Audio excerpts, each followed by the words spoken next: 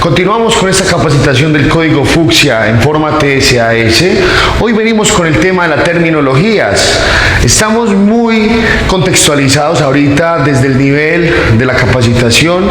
Entendemos muchos conceptos. En este momento también hemos hablado de temas muy importantes que conllevan a la formación de esta capacitación y que podamos tener una conducta mucho más preponderante y mucho más profesional para la atención a nuestras víctimas.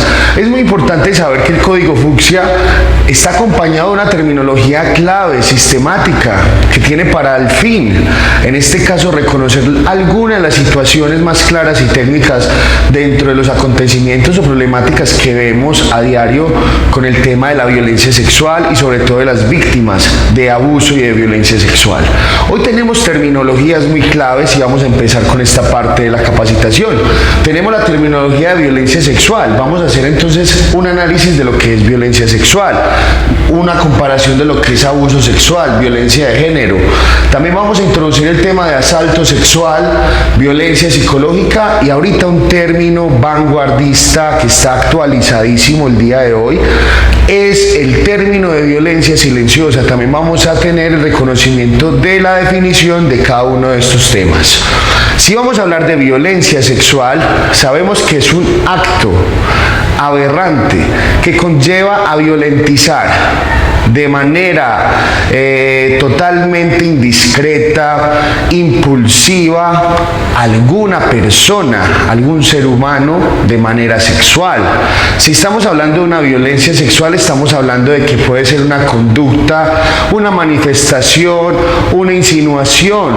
En este momento también tenemos todo lo que es relacionado como la violencia verbal a nivel sexual, que van a ser todas esas insinuaciones, manifestaciones, dobles sentidos que tanto al hombre como a la mujer requieren en este momento de algún tema de incomodidad o una falta de aceptación. Sabemos que existen conductas inaceptables en la parte social. No vamos a permitir que una persona abuse de nosotros de forma visual, táctil, sensorial o también en este caso de una forma directa y física. Sabemos que las representaciones de la violencia sexual vienen en muchas presentaciones y que existen muchas variantes de este tipo de violencia. No solo sabemos que la violencia sexual va a ser física, también tenemos todas las manifestaciones verbales, insinuaciones verbales que hacen que la persona se sienta insegura o se sienta en un espacio totalmente vulnerable, que tenga un factor de riesgo, porque la violencia sexual no solo es física como les mencionaba, sino también que tiene algunos aberrantes o algunas variaciones que pueden presentarse de forma sutil o indiscreta. Sabemos entonces que la violencia sexual viene acompañada también con el tema del incesto. Existe una problemática a nivel social comunitario donde muchas de nuestras familias dentro del entorno nacional tienen una problemática muy grande con el tema del incesto. Reconocemos históricamente el incesto como aquel acto sexual que es generado, perpetuado por dos personas, miembros de una familia, de un árbol genealógico que tienen algún lazo consanguíneo, en este caso un lazo genético. Sabemos que anteriormente existía esta problemática aberrante que en ojos o de pronto a nivel cultural era algo normalizado en las épocas de los años 50 o 60, porque el incesto era muy bien conocido en los territorios antioqueños o territorios colombianos, donde las familias preferían unificarse unas a otras dentro del mismo apellido, dentro del mismo núcleo familiar, así que existían temas donde se casaban con primos, sobrinos, inclusive existen casos donde hermanos fueron concebidos en matrimonio. Entonces entendemos que este tipo de conductas aberrantes a nivel histórico fueron normalizadas por temas socioculturales, pero sabemos que la violencia sexual también es un tema que une familias y que muchas, en este caso problemáticas o escenarios que ponen en evidencia este tipo de violencia, nos demuestran que el escenario principal van a ser en todos los núcleos familiares. Sabemos entonces que la violencia sexual no solo tiene una presentación física, sino también una presentación familiar. Hablemos también del tema de la prostitución. Las violencias físicas o psicológicas o sexuales se presentan a pesar que haya en este caso algún tipo de legalidad en el acto sexual o los servicios sexuales. La prostitución como empleo o como perfil profesional requiere en este caso no solo de un soporte psicológico sino también físico. Las personas que se dedican netamente a este tema de la prostitución también pueden ser violentadas sexualmente a pesar de que su trabajo esté con consentimiento informado o que sea algo consciente para la persona que ejerce este trabajo sexual. Sabemos que la violencia sexual no solo es una condición de recibir un servicio o de índole sexual o en especie, sino también saber de que estas personas tienen el riesgo o el factor condicional de recibir en este caso algún tipo de violencia física o verbal. Sabemos que psicológicamente hablando esto puede afectar a las personas que dedican su diario vivir a este tipo de trabajos. Vamos a crear también una definición de abuso sexual. Si vamos a hablar de abuso sexual, ya no estamos hablando de un tema de violentar, sino más bien de engañar, de abusar desde un sentido de autoridad, de poder. Bien, en este caso centrándose dentro de una parte sexual. Hacemos un ejemplo de abuso sexual y es lo que se da generalmente desde la parte sociocomunitaria y desde la parte social. Vemos y entendemos en este caso que las personas complementariamente están teniendo índices masivos de abusos sexuales en sus comunidades, en sus sectores laborales, pero también mucho en sectores desconocidos o de inseguridad ciudadana. Encontramos abusos sexuales en discotecas, un índice de una margen grandísima, donde personas refieren, denuncian haber sido víctimas de abuso sexual en un sector desconocido, en un sector de recreación llamado discoteca, bar, restaurante.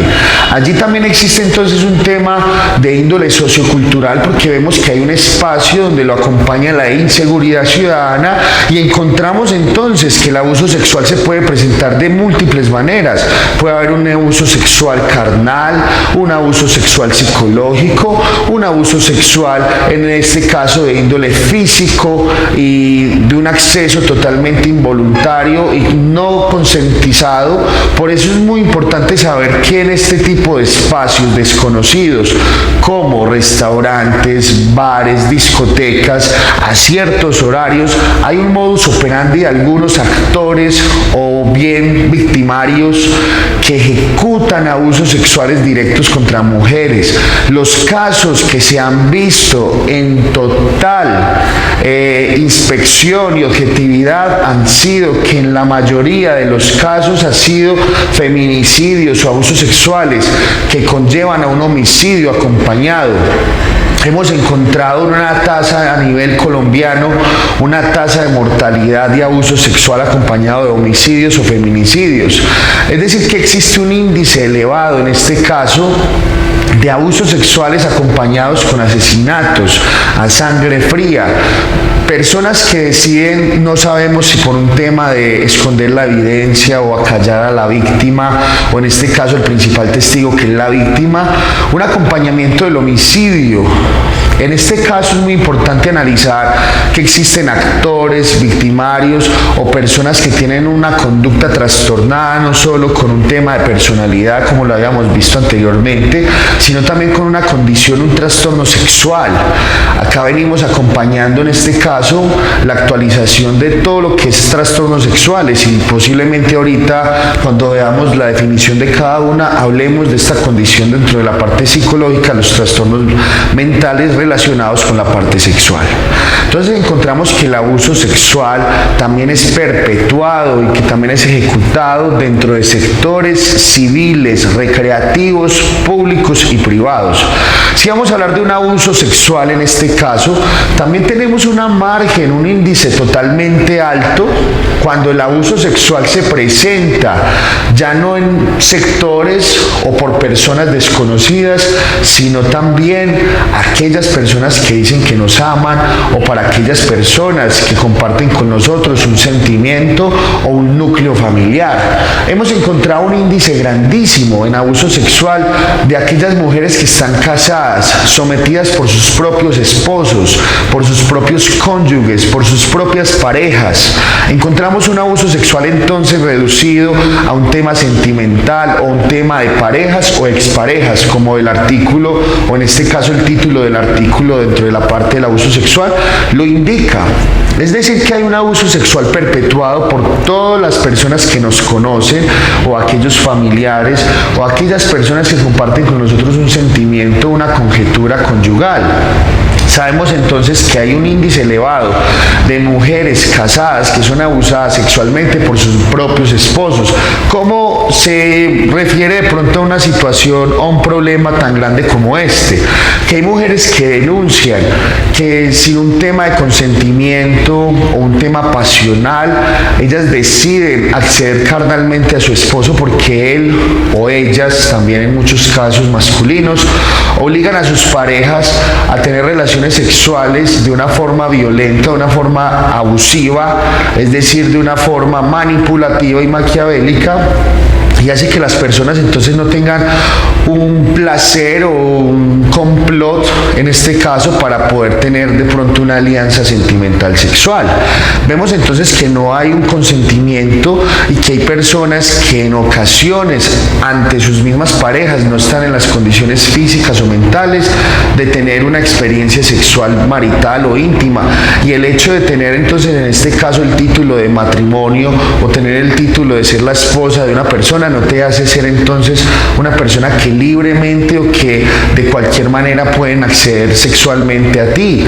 Mire que esto es un tema para nosotros los que nos estamos capacitando en este curso maravilloso, y es saber que el abuso sexual no solo se da en entidades o en ocasiones desconocidas, sino también es sometido o en este caso es ejecutado el abuso sexual por medio de una persona conocida, una persona que tiene una alianza sentimental con alguien. Recordemos entonces que eso es importante tenerlo en cuenta. Tenemos también el tema de la violencia de género. Acá ya no estamos hablando de un tema de índole sexual, sino que estamos hablando también de un tema de género sexual, o en este caso una identidad de género, una identidad sexual. Sabemos que en la adolescencia, especialmente en algunas etapas del adulto, encontramos algunas crisis de identidad, y sabemos entonces que principalmente en la adolescencia se desarrollan estas búsquedas de identidades, y sabemos que la orientación sexual y la orientación en género y la identidad de género comienza a aparecer en este tipo de edades o en este tipo de momentos o periodos de la vida, de la etapa de la vida. Sabemos entonces que la violencia de género se da para aquellas personas que se identifican como LGTBI o se identifican desde el género masculino siendo femeninas, o se identifican desde un género femenino siendo masculinos. Es decir, que son personas que a nivel de identidad, a nivel sexual, en este caso se sienten comportamentalmente y mentalmente atraídas por un género en específico, y que gracias a esta elección o gracias a esta selección o decisión que en este caso transforma toda su vida, son violentados o son maltratados física o verbalmente con comportamientos de bullying. Sabemos entonces que violencia de género es aquella violencia que se le genera a una persona que tenga diferencias, que sea diversificada, que no tenga en estos momentos una imagen a nivel social que sea aceptable, sino más bien polémica. Sabemos que las violencias de género se dan también inclusive por entidades ortodoxas. La ortodoxia es en este caso tener un costumbrismo, un tradicionalismo arraigado a temas políticos, filosóficos, y sabemos que entonces que la violencia de género puede ser perpetuada para aquellas personas que tienen una filosofía o una ideología sexual diferente. Recordemos que nosotros como capacitandos de este curso de Código Fucsia sabemos que es nuestro deber identificar ese tipo de violencias de género, y que también parte de nuestra responsabilidad profesional con el curso y con la capacitación es ser mediadores, veedores de los derechos humanos que cada una de estas personas tiene.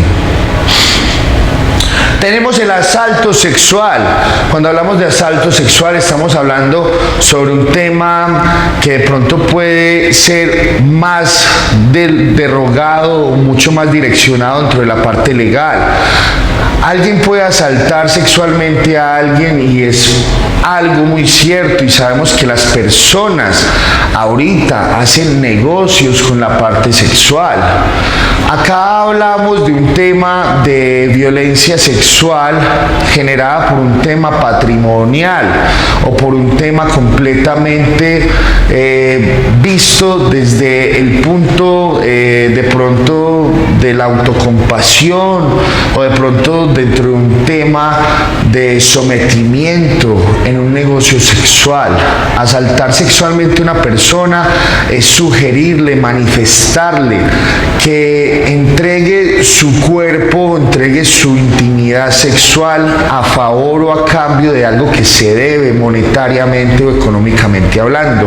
Sabemos que es una de las propuestas más utilizadas dentro de la problemática social comunitaria que acarrea Colombia. Sabemos que existen algunos favores de índole sexual que comprometen a una persona, sea un hombre o una mujer, en este caso, a tener como tal en la mesa un pago netamente sexual por algún tipo de pronto de algún tipo de deuda o algún tipo de misión u operativo que tenga una persona con otra. Entonces mire que sabemos ahorita que el asalto sexual tiene que ver con todo el tema de negociación sexual. También lo vemos como a tráfico de personas o trata de blancas. Ahí acabe de pronto en este caso el tema de asalto sexual. Saber que una persona con confianza llega a trabajar al exterior y es asaltado por engaños para ser de pronto en este caso un esclavo, o ser una persona que tenga un trabajo sexual totalmente direccionado a la explotación. Hablamos de violencia psicológica. La violencia psicológica ya no es de índole sexual o físico, sino que es netamente mental, netamente cerebral, netamente, en este caso, subjetiva. Vemos entonces que hay una violencia sexual donde personas que por su estereotipo de belleza son catalogadas como prostitutas, o por su forma de vestirse, o por la forma de exhibir en algún caso alguna parte de su cuerpo, son personas que son violentadas psicológicamente hablando con un tema de índole sexual. Encontramos entonces que la violencia psicológica también puede remitirse con maltrato verbal, psicológico, donde nosotros minimizamos, destruimos el ego de una persona, entramos en un contacto de salud mental, distorsionando ideas, generando ideas irracionales acerca del yo de una persona. Muy importante saber eso.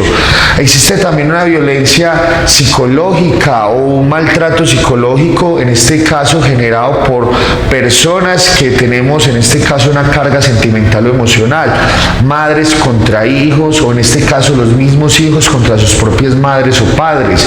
Encontramos entonces que hay manifestaciones violentas, psicológicas, que pueden perturbar la tranquilidad, pueden perturbar la felicidad, pueden perturbar el estado de bienestar que una persona merece por derecho.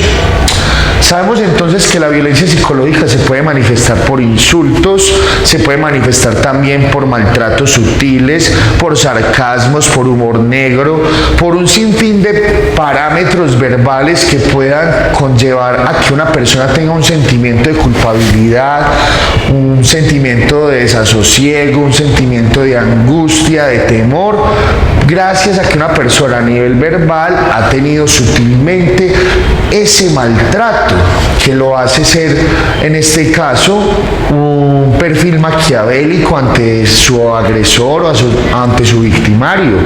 Recordemos entonces que la violencia psicológica se puede también manifestar en entornos comunitarios, en entornos escolares con el bullying, también se puede manifestar en entornos familiares y sobre todo también en entornos laborales.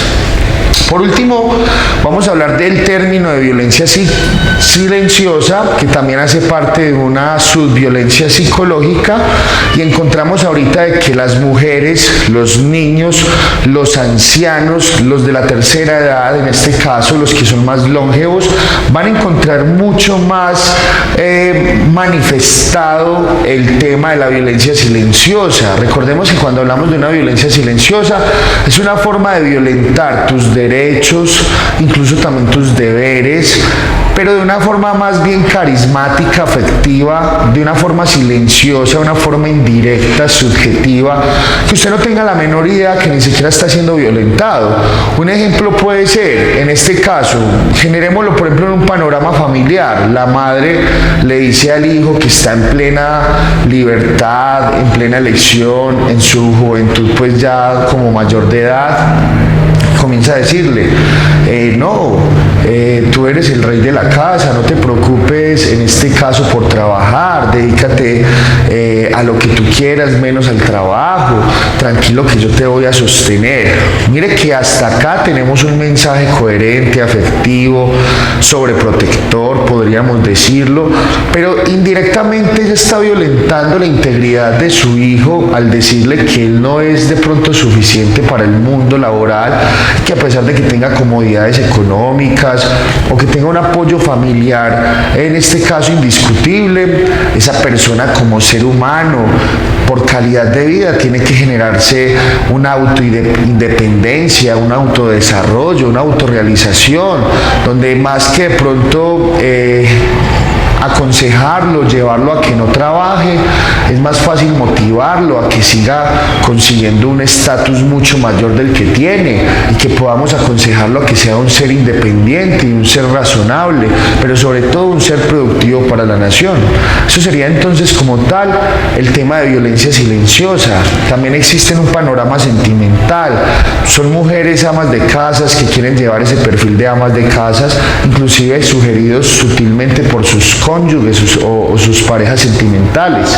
En este caso, saber que un hombre puede llegar con palabras bonitas a decirte, no trabajes, eres la princesa de la casa, eres la porcelana de la casa y no mereces de pronto trabajar, tus hermosas manos no tienen por qué trabajar. Entonces mire que esto es un discurso muy bonito, muy romántico, muy caballeroso, pero si hablamos de un tema de integrar el feminismo en una cultura, sabemos que un hombre no tiene por qué subestimar las capacidades, no tiene por qué encasillar a la mujer en un término pasivo, en un término completamente inactivo. Sabemos que una persona que no violenta silenciosamente a su pareja es aquella que por el contrario impulsa, motiva que su mujer, su esposa tenga un desarrollo completamente autorrealizable, independiente, sin necesidad de un apoyo neta o directamente económico, porque sabemos muchos y muchas que aquellas personas que por un tema de romanticismo, por un tema sentimental,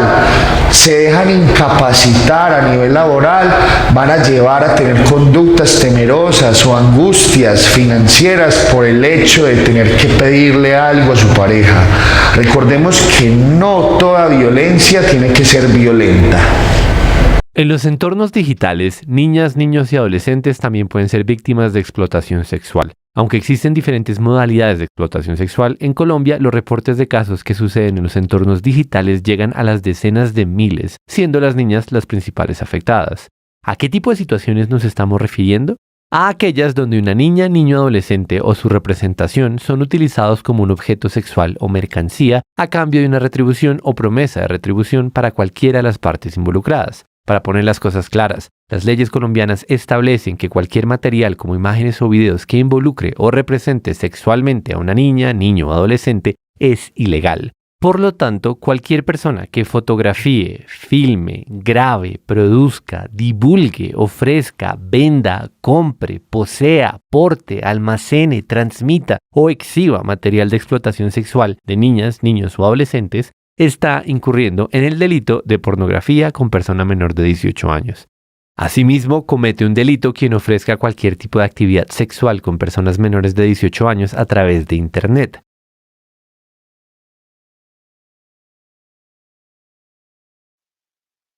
As the world's leading child rights organization, UNICEF has zero tolerance for any behavior that endangers children. The recent reports about children being sexually exploited and abused by members of the development community are appalling and deeply disturbing. Such behavior is unacceptable. Our mission is to protect children, always to protect children. Anything less undermines the collective work of the vast majority of dedicated women and men who are working in communities around the world to support children. Any betrayal of a child is a betrayal of all of us who are working to safeguard our youngest citizens.